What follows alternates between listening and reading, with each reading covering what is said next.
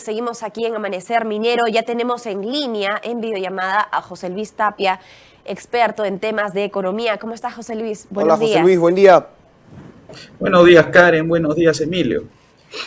Bueno, queremos conocer esa mirada de especialista en este panorama bastante incierto, en medio de buenos resultados que se han registrado en el mes de abril, pero que ahora se conoce ya el escenario político, en donde vemos a Keiko Fujimori y a Roberto Sánchez en una segunda vuelta. El próximo 7 de junio van a ser las elecciones y vemos que hay ya un debilitamiento en la confianza empresarial. Ya se vislumbran ciertos temores de cara a las nuevas elecciones y queremos que nos comente cuál es el panorama actual, teniendo en cuenta que la inversión privada ha crecido cerca del 10% en el primer trimestre, pero ahora vemos que hay señales de desaceleración en la economía. Bueno, estamos ante una pausa en la confianza empresarial. Cierto. Está significando que hay mucho temor de parte de los inversionistas y empresarios en apostar a futuro en el Perú.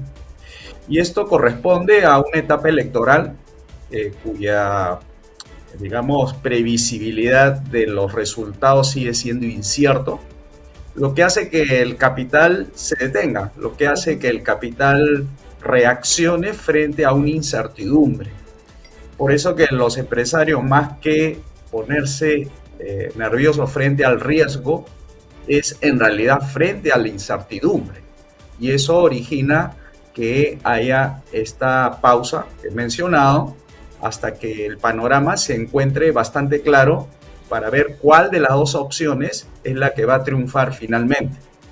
Y eso, se lo repito de nuevo, ¿no? Hasta que no tengamos claro el panorama político, todavía se va a seguir manteniendo esa pausa hasta que no se aclare, porque en el Perú, cuando algo se aclara, es que va a haber algún tipo de cambios respecto a los candidatos. Los candidatos siempre tienden a cambiar las reglas del juego y eso es algo que no debería suceder, pero frente a ello es que hay este tipo de problemas de justamente la falta de institucionalidad, que es lo que hace que el Perú entre en estas pausas que no debería entrar nunca, ¿no?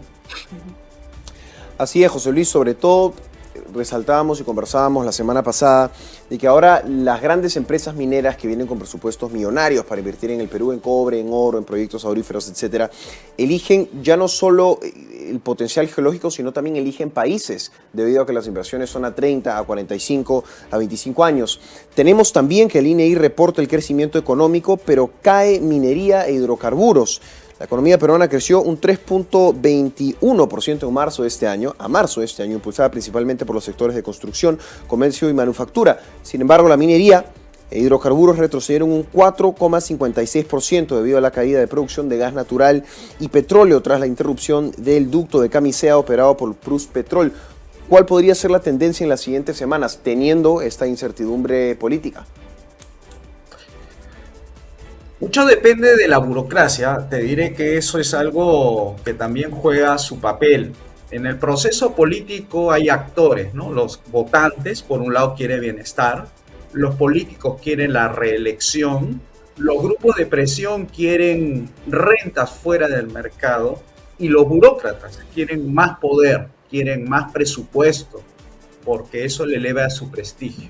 Entonces estamos hablando de que ese panorama que nos referimos, hay que tener en cuenta a esos cuatro actores, porque una parte lo hacen los políticos.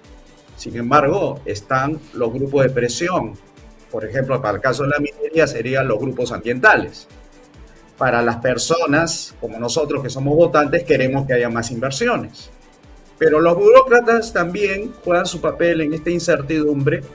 Seguramente van a tomar contacto con algunos de los candidatos y seguramente van a proponer algunas normas o tal vez reglamentos o permisos o licencias o cambios en las reglas de juego para hacerse más poderosos y afectar obviamente a los proyectos mineros que tienen proyecciones de 20 a 30 años. O sea que los actores políticos nunca se quedan de brazos cruzados, siempre están en las correrías de los candidatos para ver cómo influir en las decisiones de ellos con respecto a, por lo menos, a los primeros 3 meses de gobierno, que ahí es donde se va a ver realmente si hay el capital político para hacer grandes cambios, ¿no? Y eso es la regla de juego que nos referíamos a, que eso puede hacer que un proyecto sea viable de aquí a 30 años o pueda ser inviable porque le han cambiado la regla de juego y ha creado una desconfianza en los inversionistas y en los empresarios. Por eso necesitamos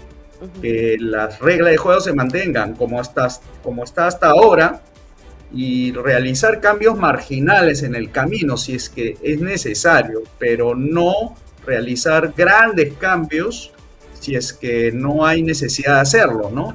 Por eso ahí hay mucho de lo que se va a hacer de aquí a los próximos días. Vamos a ver quiénes forman parte del equipo económico de ambos candidatos para ir definiendo cuáles van a ser la línea de acción que van a tener ambos y cuáles van a ser las medidas que seguramente van a despertar curiosidad a los votantes y también a los analistas para ver cómo proyecta su escenario de los cambios que se vienen dentro de unas 3 semanas, ¿no? Ahora, hay que resaltar que los precios de los metales siguen siendo favorables para nuestro país. Hemos visto a lo largo de todos estos años que, a pesar de la inestabilidad política, hemos tenido un crecimiento económico sostenido en el tiempo, y ahora se habla, Ingemet ha anunciado que se ha otorgado más de 5.000 concesiones mineras durante el 2025. ¿Cómo es este escenario? ¿Va a continuar la tendencia? Estamos viendo una nueva ola de inversión minera y, lo más importante, ¿qué impacto económico podría tener esto a futuro, independientemente de lo que sucede en el ámbito político? Y es que es difícil desligar lo político de lo institucional, de lo organizativo y sobre todo de estas instituciones que son bien sensibles para los proyectos, ¿no? Porque estamos hablando de personas que están opinando sobre lo que está ocurriendo ahora. Pero si al nuevo gobernante no le parece que esa persona debe ser la que lidere las organizaciones que dan permisos ambientales, la que fiscalizan, etcétera, probablemente ya ni siquiera sea de tal magnitud el cambio que pueda realizar una propuesta de gobierno, sino quiénes van a ser las personas claves que van a estar ahí en esas instituciones que vayan a fiscalizar, controlar, supervisar y encima ejecutar las decisiones, porque esas van a ser las que pueden generar justamente la posibilidad de que un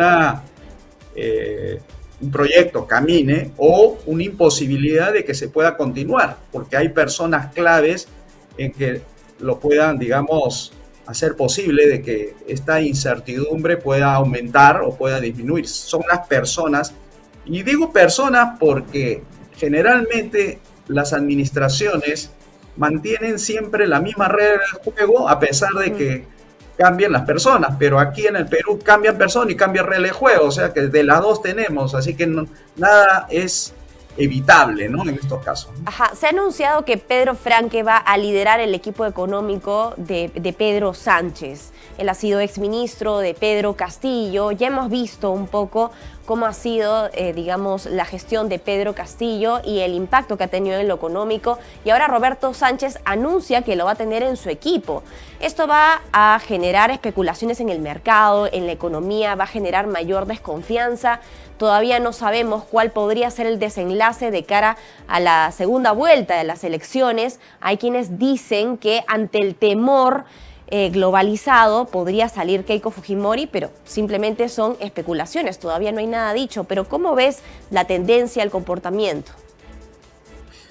Mira, ahí hay señales que el equipo económico tiene que ir planteando para dar confianza. Si, por ejemplo, mencionan que se pone en duda la continuidad del presidente del Banco Central, o que el déficit fiscal no interesa, o que las inversiones pueden venir aún cuando aumenten los impuestos a las ganancias de las empresas mineras, etcétera, igual van a venir. Entonces esas líneas van a generar ruido en el escenario empresarial.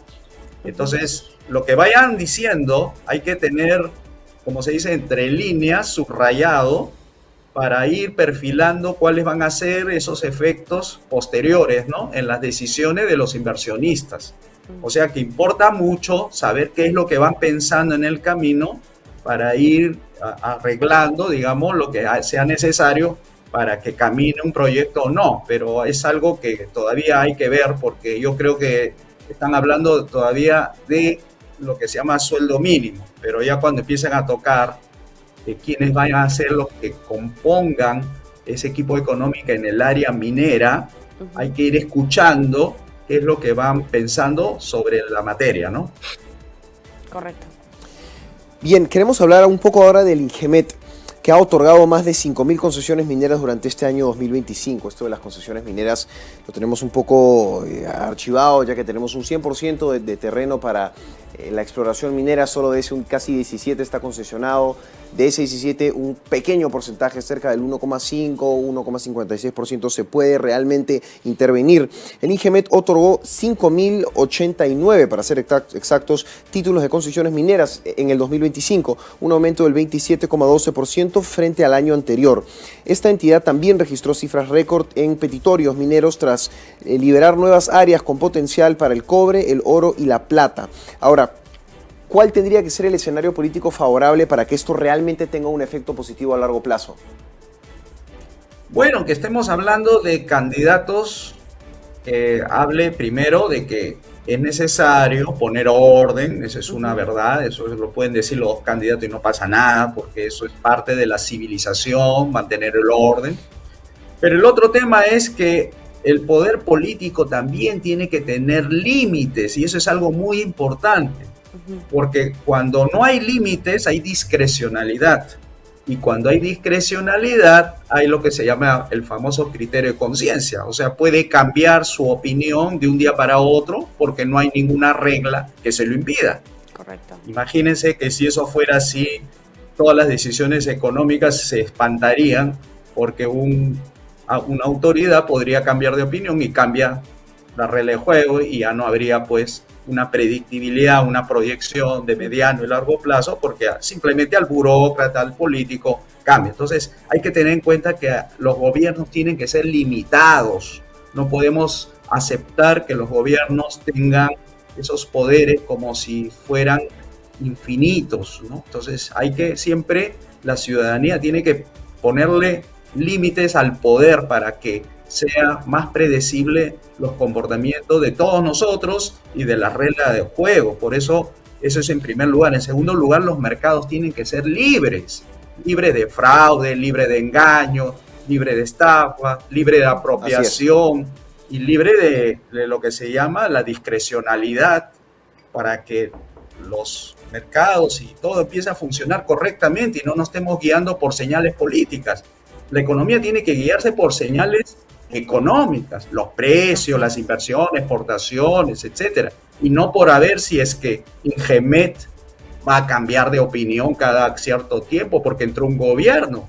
Eso no puede ser, eso no puede darle confianza a nadie, porque esto estamos hablando de un sector importante que es la minería, pero hay que hablar también en conjunto de que los poderes tienen que ser limitados en general en la economía. No podemos aceptar que los mercados estén pues regulados según la opinión, el criterio de conciencia de los burócratas y políticos. Entonces hay que exigir eso, ¿no? Bien, muchas gracias por acompañarnos en Amanecer Minero. Hemos estado conversando con José Luis Tapia. Buenos días, muchas gracias. Gracias, José Luis, que tengas buen día. Que tengan buen día, muchas gracias a ustedes. José Luis Tapia.